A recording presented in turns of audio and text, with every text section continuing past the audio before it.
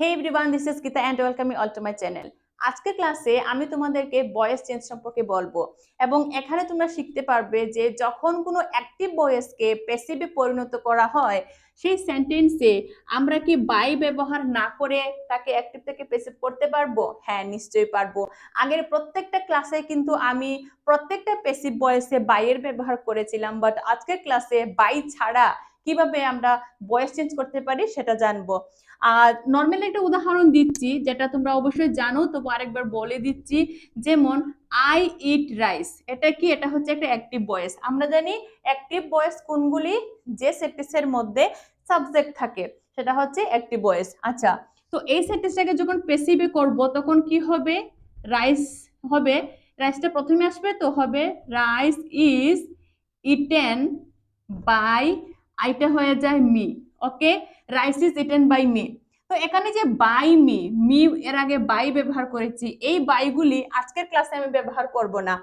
আর যেহেতু voice change করে তোমাদেরকে দেখাবো, একটা জিনিস সব সময় আমাদের মাথায় রাখতে হবে, আর সেটা হচ্ছে যে কোনো প্যাসিভ ভয়েসে, যে কোনো টেন্সের প্যাসিভ ভয়েসে আমরা অক্সিলারি ভার্বের পরে সব সময় ভার্বের থার্ড ফর্ম বা পাস্ট পার্টিসিপল ফর্ম কিন্তু সব সময় আমরা ব্যবহার করব।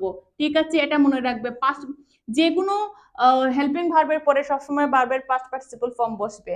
জাস্ট এতটুকু যদি মনে রাখতে পারো তাহলে ভয়েস চেঞ্জ খুব সহজ। ওকে, একেবারে সহজ সহজ সিম্পল এক্সাম্পল দিয়েছি। যেমন শি রাইটস এ লেটার, সে একটা চিঠি লেখে। এটাকে আমরা প্যাসিভে এইভাবে বলতে পারি যে a letter is written. A letter is written মানে একটা চিঠি লেখা হয়। শি রাইটস এ লেটার, সে একটা চিঠি লিখে। এটাকে প্যাসিভে আমরা বললাম যে এ লেটার ইজ রিটেন, একটা চিঠি লেখা হয়। এখানে কিন্তু আমরা আলাদা করে আর বাই, এখানে শি এর বদলে কি লিখতে পারতাম? By her. এখানে আমরা বাই হার যদি নাও লিখি তবে তো বিষয়টা বোঝা যাচ্ছে, মূল বিষয়টা কি? চিঠি লেখার কাজ হচ্ছে, সেটাই তো আমরা বললাম যে এ লেটার ইজ রিটেন। ওকে, পরের সেন্টেন্সটা দেখো, দে আর বিল্ডিং দ্য হাউস। কি বলবো? The house. হ্যাঁ, এটা বলবো আমরা দা হাউস। এখানে কি আর বিল্ডিং, আর তারপরে মেইন ভার্ব হচ্ছে বিল্ড, যার সঙ্গে আইএনজি আছে, মানে এটা কন্টিনিউয়াস ফর্মে আছে। যেহেতু আর আছে তার মানে কি এই সেন্টেন্সটা প্রেজেন্ট কন্টিনিউয়াস টেন্সে আছে। আমরা জানি যে কোনো কন্টিনিউয়াস টেন্সকে যখন আমরা অ্যাক্টিভ থেকে প্যাসিভে নেই তার আগে সব সময় বিইং বসে, বিইং এর পরে কিন্তু ভার্বের থার্ড ফর্ম বসে। আমরা ওই আইএনজি, যে বিল্ডিং, ডিং এর এই আইএনজি এর বদলে আমরা বিইং লিখি, মনে থাকবে? তাহলে কি হবে? দে আর বিল্ডিং দ্য হাউস, এটা হবে the house is being build. এই যে বিল্ডিং, বিল্ড এর থার্ড ফর্ম কি বলতো? বিল্ডিং এর থার্ড ফর্ম হচ্ছে বিল্ড। ওকে, তাহলে এখানে দেখো আইএনজি এর বদলে আমরা এখানে বিইং লিখেছি। ওকে, আর এখানে হবে দে, সরি এটা দে হবে। এখানে আমাদের সাবজেক্ট প্লুরাল ছিল, এই জন্য আমরা আর ব্যবহার করেছি। এখানে দা হাউস একটা বারের কথা বলা হচ্ছে, এই জন্য আমরা দা হাউসের পরে ইজ বসিয়েছি। এতটুক বেসিক গ্রামার নলেজ তো তোমাদের সবার আছেই, আলাদা করে আশা করি বলতে হবে না। এটা দেখো, we have finished the project, এটা কি হবে? প্রথমে দেখো দা প্রজেক্টের সামনে লিখবো দা প্রজেক্ট কি হ্যাভ। আচ্ছা, কোনো অ্যাক্টিভ ভয়েসে যদি হ্যাভ থাকে, মনে রাখবে অ্যাক্টিভ ভয়েসে যদি হ্যাভ থাকে, প্যাসিভ ভয়েসে হ্যাভটা হয়ে যাবে have been. Okay, হ্যাভটা have been হয়ে যাবে। আর ফিনিশড এর থার্ড ফর্ম কি? ফিনিশড এর থার্ড ফর্ম কিন্তু ফিনিশডই হয়। ঠিক আছে, ফিনিশড এর থার্ড ফর্ম ফিনিশডই হয়। তাহলে we have finish the project, আমরা এই প্রজেক্টটাকে কমপ্লিট শেষ করেছিলাম, ফিনিশ করেছিলাম। The project have been finished, প্রজেক্টটাকে শেষ করা হয়েছে। একটাই, জাস্ট এখানে আমরা শুধু বাই ব্যবহার করিনি। সে রোট দ্য লেটার, কি হবে বলো তো? দ্য লেটারকে সামনে আনবো, এটা কি হবে? দ্য লেটার, আচ্ছা এখানে রোট, রাইট, রোট, রিটেন। রোট দেখে বুঝতে পারছি যে এই সেন্টেন্সটা সিম্পল পাস্ট টেন্সে আছে। যেহেতু সিম্পল পাস্ট টেন্সে আছে তাহলে আমরা প্যাসিভে কি করব? দ্য লেটার ওয়াজ হয়ে যাবে। এটা সিম্পল পাস্ট টেন্সে আছে, তো এই জন্য প্যাসিভে কিন্তু ওয়াজ হয়ে যাবে। দ্য লেটার ওয়াজ, রাইটের থার্ড ফর্ম কি? রিটেন। মনে থাকবে? বোঝা যাচ্ছে? চলো পরেরটা দেখি। I was writing the report, I was writing, এখানে ওয়াজ আছে, তারপর আইএনজি ফর্ম আছে, তার মানে এই সেন্টেন্সটা পাস্ট কন্টিনিউয়াস টেন্সে আছে। ওকে, আমরা জানি পাস্ট টেন্সে আমরা ওয়াজ ওয়্যার পাই, কন্টিনিউয়াস টেন্সে I was writing the report, আমি রিপোর্টটা লিখছিলাম, তাহলে কি হবে, এটা হবে দ্য রিপোর্ট ওয়াজের ওয়াজ আছে, তো তাহলে কি হবে, the report was being, the report was being, writing এর থার্ড ফর্ম হচ্ছে রিটেন।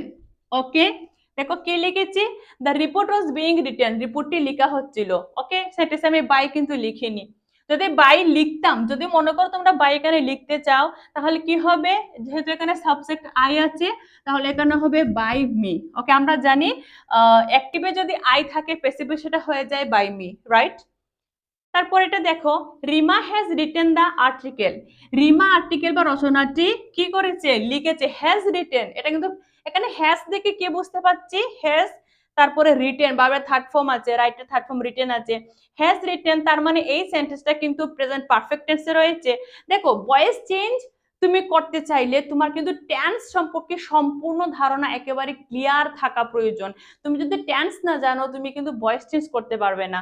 হ্যাঁ, তো রিমা হ্যাজ রিটেন, হ্যাজ থেকে বুঝতে পারছি এটা প্রেজেন্ট পারফেক্ট টেন্সে আছে, তো কি হবে, দা আর্টিকেল, দা আর্টিকেল হ্যাজ আছে, তো অ্যাক্টিভে হ্যাজ থাকলে প্যাসিভে কি হয়, হ্যাজটা হয়ে যায় has been written, main verb written. Okay, তাহলে পুরো সেন্টেন্সটা কি হয়েছে দেখো, the article has been written, আর্টিকেলটা লেখা হয়েছে। তারপরে সে উইল রাইট এ পেন, এখানে উইল রাইট, উইল আছে, উইল কোথায় থাকে, উইল আমরা ফিউচার টেন্সে পাই, তাহলে উইল রাইট দেখে বুঝতে পারছি সেন্টেন্সটা কিন্তু ফিউচার টেন্সে রয়েছে।